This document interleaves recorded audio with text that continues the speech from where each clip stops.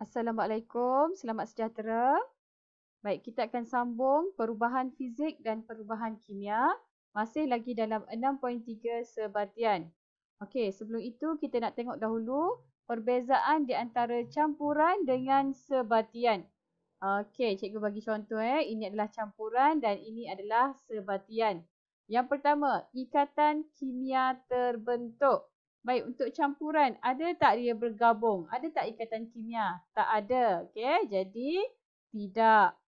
Untuk sebatian, ada tak ikatan kimia? Ada dia bergabung kat sini. Jadi ini kita panggil ikatan kimia terbentuk. Baik, apabila ada ikatan kimia yang terbentuk pada sebatian, maka dia akan membentuk bahan yang baharu. Okey, pembentukan bahan baru, ya. Okey, untuk campuran, disebabkan tiada ikatan kimia, maka dia tidak membentuk bahan yang baharu. Okey, boleh? Tidak. Baik, sifat bahan baharu berbanding dengan sifat asal.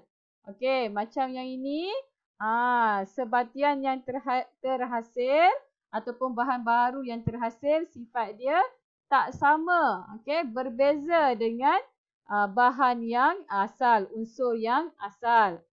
Okey, tetapi campuran sifat dia sama sahaja. Okey, sifat bahan baru sama dengan sifat yang asal. Kaedah pengasingan. Okey, untuk sebatian kita kena asingkan dia secara kimia. Kenapa secara kimia? Sebab ikatan dia terlalu kuat dan dia pun terhasil secara kimia. Maka nak pisahkan dia, kita kena pisahkan secara kimia. Untuk campuran pula, disebabkan kita campurkan dia secara fizikal, maka kaedah pengasingan dia pun boleh dibuat secara fizikal. Okey, boleh? Okey. Baik, kita dah belajar sebelum ini tentang atom. Okey, tentang molekul. Kemudian kita dah belajar tentang bahan unsur. Okey, bahan sebatian. Dan juga kita dah belajar tentang bahan campuran. Okey. Jadi bahan-bahan ini dia sentiasa mengalami perubahan. Okey, perubahan ada dua jenis, iaitu perubahan fizik dan perubahan kimia. Di mana sebenarnya kamu dah belajar semasa 45, tapi tak apa, kita ulang kaji balik. Okey, perubahan fizik dia tidak menghasilkan bahan baharu. Okey, contoh dia peleburan ais, pembekuan air, pendidihan air dan kondensasi. Perubahan kimia pula dia menghasilkan bahan baharu yang berbeza daripada bahan-bahan asalnya. Okey, contoh pengaratan besi, fotosintesis, perebutan dan respirasi sel.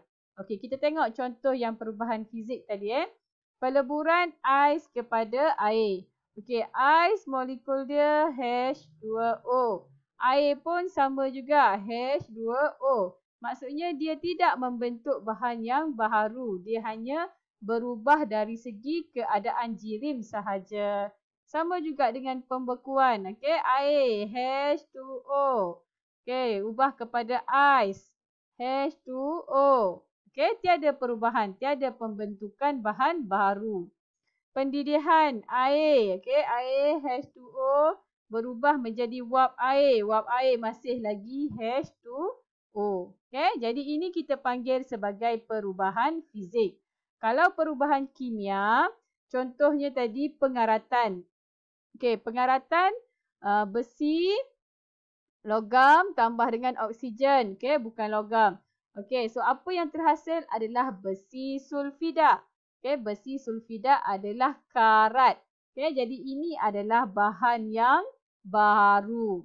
Fotosintesis. Okey, fotosintesis kena ada apa? Karbon dioksida.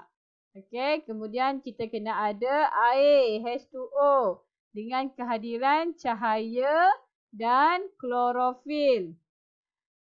Dia akan menghasilkan glukosa dan oksigen. Jadi ini adalah bahan baharu yang berbeza dengan bahan asal dia tadi. Okey, contoh yang ketiga, respirasi sel. Okey, glukosa tambah oksigen menghasilkan karbon dioksida tambah air. Jadi bahan yang baharu. Okey, boleh? Baik, kita tengok perbandingan. Perbandingan ni maksudnya persamaan dan perbezaan untuk perubahan fizik dan perubahan kimia. Persamaan dahulu. Yang pertama, berlaku kepada jirim. Okey, tak kisahlah jirim dalam keadaan gas ke, cecair ke, pepejal.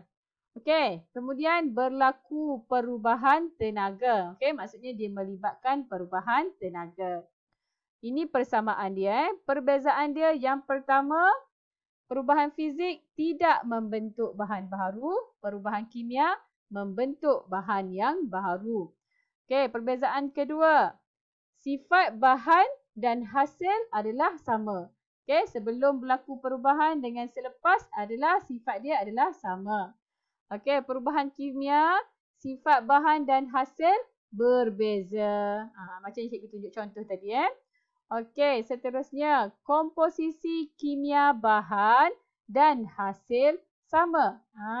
Kalau yang awal tadi H2O, yang selepasnya pun H2O juga. Okey, tapi kalau untuk perubahan kimia, komposisi kimia bahan dengan hasil dia adalah berbeza. Okey, untuk perubahan fizik dia memerlukan tenaga yang sedikit, perubahan kimia memerlukan tenaga yang banyak. Okey, itu sahaja. Terima kasih.